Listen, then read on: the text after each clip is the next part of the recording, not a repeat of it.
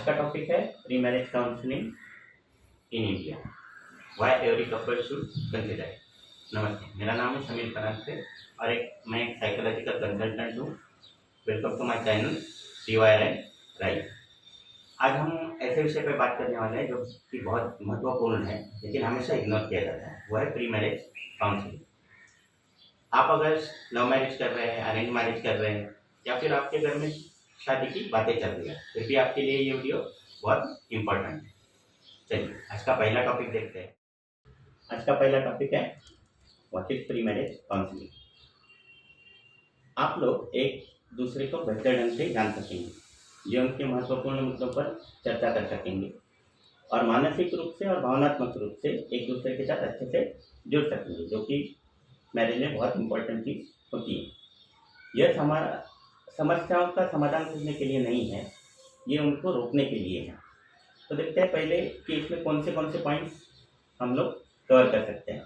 पहला पॉइंट है कम्युनिकेशन, मतलब हस्बैंड और वाइफ का कम्युनिकेशन किस तरीके से होना चाहिए, या आपको पहले से पता होगा कि इसमें क्या प्रॉब्लम्स आ सकते हैं कम्युनिकेशन में। दूसरा होता है फैमिली एक्सपेक्टेशन। खासकर अरेंज मैरिज में फैमिली एक्सपेक्टेशन अलग तरीके के होते हैं और लव मैरिज में अलग तरीके के होते हैं। तीसरा पॉइंट होता है फाइनेंशियल प्लान। जैसे कि दोनों अगर जॉब करने वाले हैं या घर में कोई एक ही जॉब करने वाला है तो फाइनेंशियल प्लानिंग आपको करके रखना चाहिए पहले से, जिससे शादी के बाद इस टॉपिक के ऊपर आपके झगड़े ना हो। उसके बाद आता है चाइल्ड एंड पेरेंटिंग। चाइल्ड और पेरेंटिंग एक बहुत बड़ी जिम्मेदारी होती है, तो आप दोनों में से जो भी ज़्यादा सक्षम है उसको ये जवाबदारी उठानी चाहिए।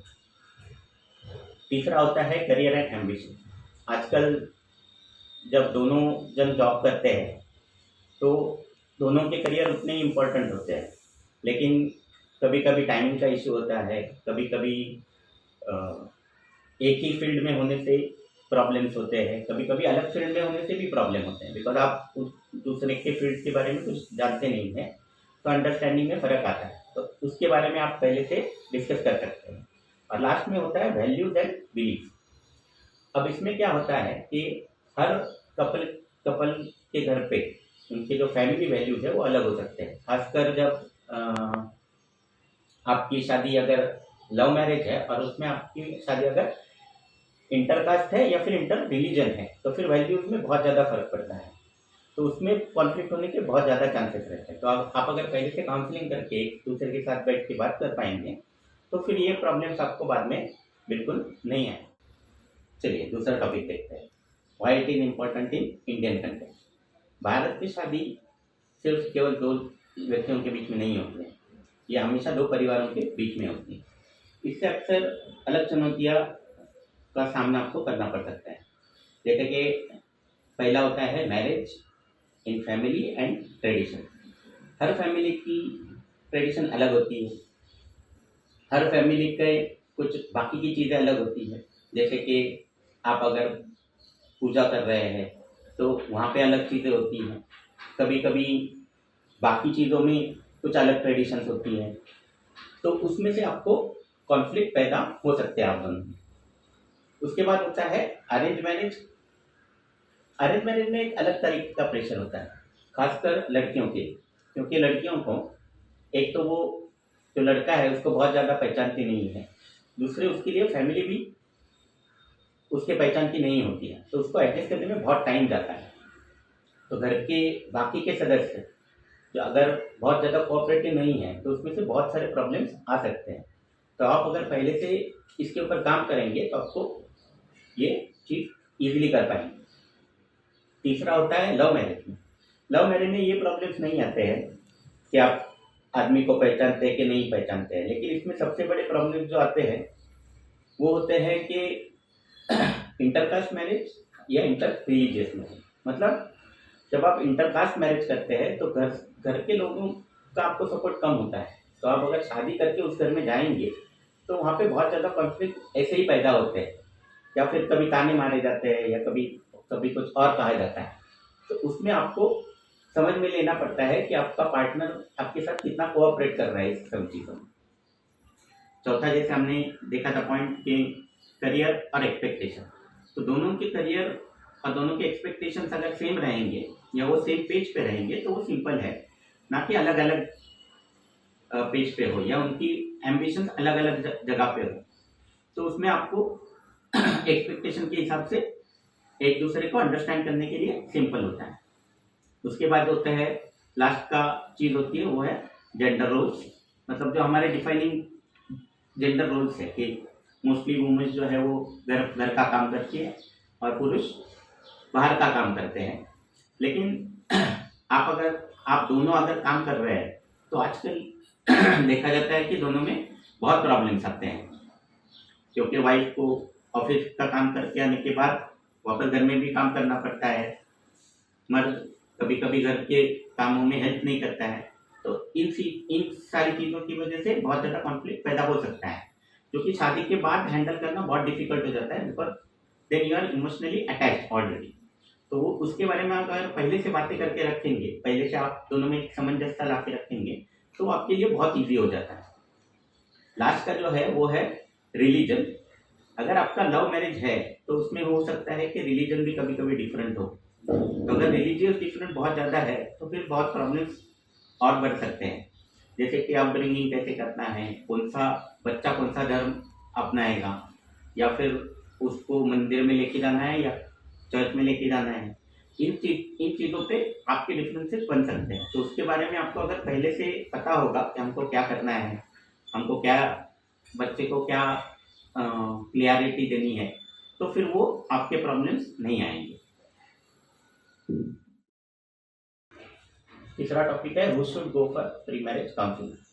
बहुत से लोगों को ऐसा लगता है कि काउंसलिंग तभी लेनी चाहिए जब आपको कोई समस्या उत्पन्न होती है, लेकिन ये बिल्कुल गलत धारणा है। आपको हमेशा पहले से तैयारी करके रखनी चाहिए, जिसके वजह से आपके रिश्ते पहले से ही मजबूत होंगे और कॉन्फ्लिक्ट कम से कम होंगे, और होंगे भी तो आपके पास गाइडलाइन रहेगी कि आपको क्या करना है। किन लोगों को काउंसलिंग करना चाहिए? अगर आपकी शादी अभी तक तय नहीं हुई है तो वो सबसे बेटर होता है। लेकिन अगर आप शादी अभी हुई है, जैसे कि 1 ही महीना हुआ है, 2 ही महीने, 6 ही महीने हुए हैं, तो भी आप ये काउंसलिंग ले सकते हैं। ये आपके लिए बहुत अच्छा होता है। उन लोगों को ज़्यादा करके लेनी चाहिए जिनका मैरिज इंटरकास्ट या इंटर रिलीजियस में आता है, बिल्कुल उनके घर में बहुत सारे प्रॉब्लम्स पहले दिन से शुरू हो जाते हैं। या फिर वो लड़के या लड़कियाँ जो बहुत अनश्योर है कि मैं शादी कैसे करूँगी, या मैं कैसे शादी करूँगा, मैं फाइनेंशियल कैसे एडजस्टमेंट करूँगा, मैं बाकी के एडजस्टमेंट कैसे करूँगा, ऐसे जिनको भी लगता है या उनके मन में बहुत ज़्यादा डर है, वो सब लोग ये वाले काउंसलिंग ले सकते हैं। अभी देखते हैं काउंसलिंग सेशन में होता क्या है। काउंसलिंग सेशन में 2-3 चीज़ें होती है जो सबसे इम्पोर्टेंट होती है। तो देखते हैं पहली चीज़ें क्या होती है। एक तो ये सब सारा का सारा काउंसलिंग सेशन जो होता है ये हमेशा गोपनीय रखा जाता है, और आप जब काउंसलिंग के लिए जाते हैं तो वो थर्ड पर्सन होता है। वो आपके माँ या बाप या कोई भाई या कोई बहन, ऐसा कोई नहीं होता है। आप अगर उनसे काउंसलिंग लेते हैं या उनसे कोई अपना प्रॉब्लम शेयर करते हैं तो उनके हमेशा आपके साथ बायसेस रहेंगे, तो आपको क्लियर और प्रॉब्लम सॉल्विंग इंफॉर्मेशन नहीं दे पाएंगे हर बार, बिकॉज उनकी तरफ से एक बायस रहेगा हमेशा। लेकिन जब काउंसलर होता है तो वो आपके लिए निष्पक्ष होता है, उसका कोई किसी की तरफ बायस नहीं होता है, तो आपको हमेशा उससे क्लियर एंड कट एडवाइसेस मिलेंगे।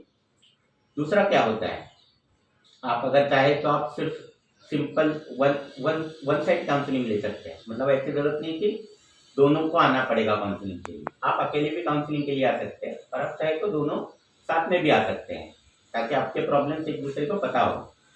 कभी कभी अकेले आना ज़्यादा इम्पोर्टेंट होता है कि जैसे आपको कोई पिछला ट्रॉमा है या आपके पिछले एक्स बॉयफ्रेंड के बारे में वो जानता है, या सपोज आपका अभी का लव मैरिज है, तो अभी लव मैरिज के वक्त में क्या होता है कि आपका जो एक्स है उसके बारे में उसको पता है, तो फिर आपको अगर काउंसलर से बात करनी है उसके बारे में तो आप काउंसलर से अकेले में बात कर सकते हैं। ऐसी बातें साथ में नहीं की जा सकती, तो वो आप कर सकते हैं।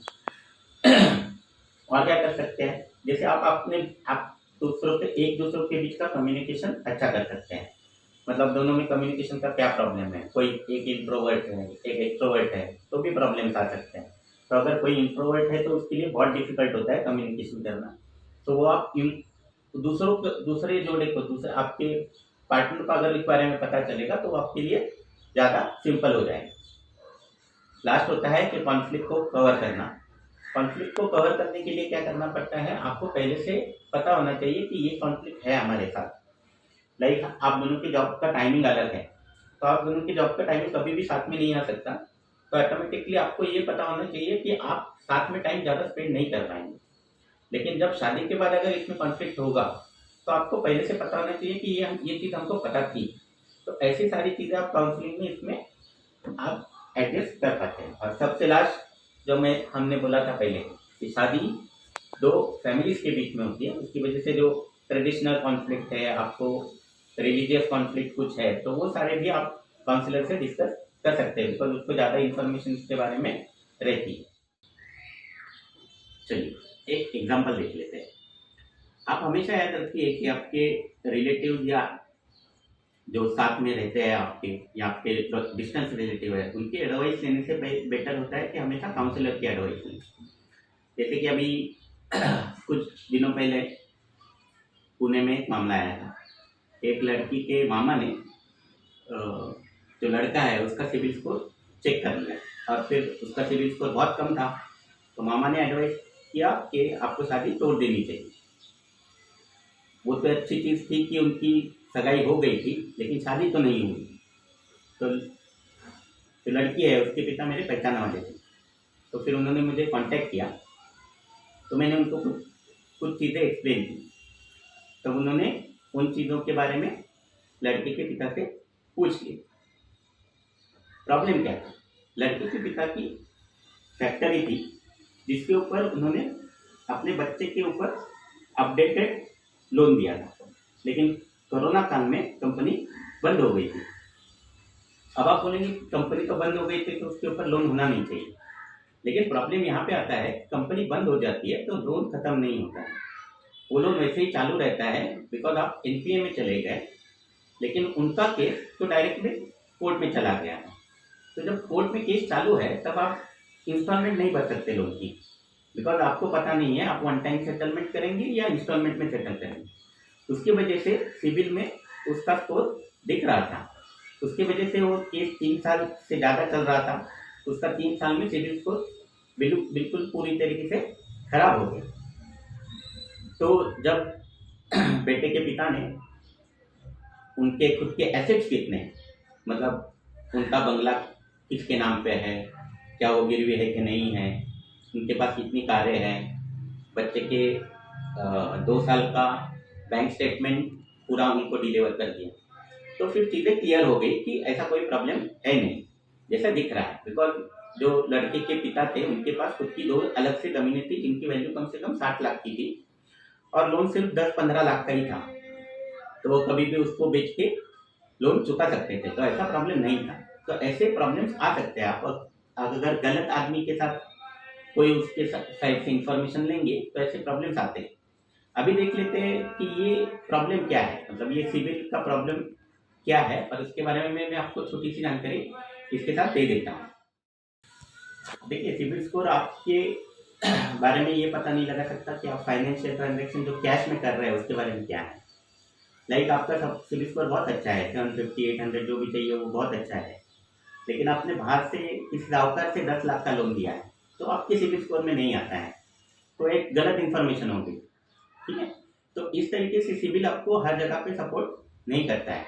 इसके बजाय आपको डायरेक्ट असेसमेंट करनी चाहिए, आपको डायरेक्ट जो आपके होने वाले दामाद है या उनके पिताजी है उनके साथ बात करके डायरेक्टली इन चीज़ों को सॉर्ट आउट करना चाहिए। तो इसमें सॉर्ट आउट करने के लिए क्या करना चाहिए, तो मैं आपको कुछ चीज़ें बता देता हूँ। आपको सबसे पहले तो ये देखना चाहिए कि इनकम और सेविंग की क्या रेशो है, कि उनका बेटा कितना इनकम करता है कितना सेविंग करता है। दूसरा होता है डेब्ट एंड इनकम रेशो। डेब्ट मतलब अगर उसके ऊपर कोई लोन है, सपोज उसने नया 1 BHK या 2 BHK ले लिया है, तो उसका कुछ अगर लोन चालू है तो सपोज उसका 40,000 का EMI है, लेकिन उसकी इनकम कितनी है ये आपको पता होना चाहिए। उसमें से उसका EMI कितना कट हो रहा है वो उसकी आपको जानकारी मिलेगी, तो आपको पता चलेगा कि कितने प्रॉब्लम्स हो सकते हैं बाद में। तीसरा होता है एसेट इन्वेस्टमेंट मतलब उसके कितने एसेट्स हैं। जैसे मैंने अभी का एग्जांपल दिया जिसमें उसके पिताजी की 2 ज़मीन थी जिसकी वैल्यू ऑलरेडी 60 लाख थी, तो फिर 10 लाख का लोन उनके लिए कोई प्रॉब्लम नहीं करेगा करिए। तो इस तरीके से आपको इन्फॉर्मेशन लेनी चाहिए। और लास्ट में होता है इंश्योरेंस एंड इमरजेंसी फंड, कि वो उसके पास कितना इंश्योरेंस है, नहीं है, करने वाला है, क्या कर सकता है, तो उसके बारे में आप उसके साथ डिस्कस कर सकते हैं। ये बहुत इंपॉर्टेंट टॉपिक है आज की जनरेशन के लिए। लेकिन इसके लिए आप सिविल स्कोर यूज नहीं कर सकते। सिविल स्कोर ये सारी चीज़ों में से एक छोटा सा पार्ट है, लेकिन वो सिर्फ एक पार्ट नहीं है। तो सिविल स्कोर के ऊपर डिपेंडेंट रह के आपको फाइनेंशियल डिसीजन नहीं लेनी चाहिए, specially in case of marriage. अगर आप प्री मैरिज काउंसलिंग लेना चाहते हैं तो आपको पहले क्या काम करने चाहिए। पहला काम आपको ये करना चाहिए कि आपकी जिसके साथ शादी फिक्स हो गई या फिक्स होने वाली है उसके साथ आपको बैठ के बात करनी चाहिए और उसको बता देना चाहिए कि we should go for pre marriage counselling. दूसरा क्या करना चाहिए, आपको एक बहुत अच्छा साइकोलॉजिस्ट आपके एरिया में ढूंढना चाहिए जिसके साथ आप ये सब शेयर कर सकते हैं और आपके प्रॉब्लम्स उसके साथ बातें कर सकते हैं। अगर ये सब पॉसिबल नहीं है तो आप मुझे भी कांटेक्ट कर सकते हैं। तो अगर आपको कंसल्टेशन के लिए प्री मैरिज काउंसलिंग के लिए बुकिंग करना है तो स्क्रीन पे जो इन्फॉर्मेशन आ रही है आप उसको फॉलो कीजिए। वहाँ पे मेरा व्हाट्सएप नंबर भी है, ईमेल आईडी भी है, उस पर आप मुझे मैसेज कर सकते हैं और आपके लिए काउंसलिंग सेशन बुक कर सकते हैं। इसमें काउंसलिंग सेशन में कौन से काउंसलिंग हम लोग ये छोड़ के और कौन से प्रोवाइड करते हैं वो भी बता देता हूँ। एक होता है प्री मैरिज काउंसलिंग, दूसरा होता है पोस्ट मैरिज काउंसलिंग। दोनों अलग अलग होते हैं, दोनों साथ सेम नहीं होते हैं। तीसरा हम लोग जॉब और इंटरव्यू इसके बारे में भी काउंसलिंग करते हैं कि आप उसमें कैसे एक्सेल कर सकते हैं। तीसरा होता है पेरेंटिंग एंड एजुकेशन, कि बच्चों का पेरेंटिंग कैसे करना चाहिए, एजुकेशन में कोई बच्चों को प्रॉब्लम है तो उसको कैसे सॉल्व करना चाहिए, इसके बारे में भी हम लोग काउंसलिंग करते हैं। पांचवा पार्ट है वो मेरा सबसे अच्छा पार्ट है या जिसमें मुझे बहुत ज़्यादा महारत हासिल है, वो है स्पोर्ट्स वेयर काउंसलिंग। ओके, तो आप उसके लिए तो मुझे 100% कंसल्टेंसी आप मुझसे ले सकते हैं। उसके बाद आता है फाइनेंशियल काउंसलिंग, ये भी हम आपको सपोर्ट करते हैं। और लास्ट होता है इस सारी चीज़ों को छोड़ के आपको कोई भी मेंटल हेल्थ का प्रॉब्लम है तो आप मुझे कांटेक्ट कर सकते हैं। Thanks for watching, please like share and subscribe.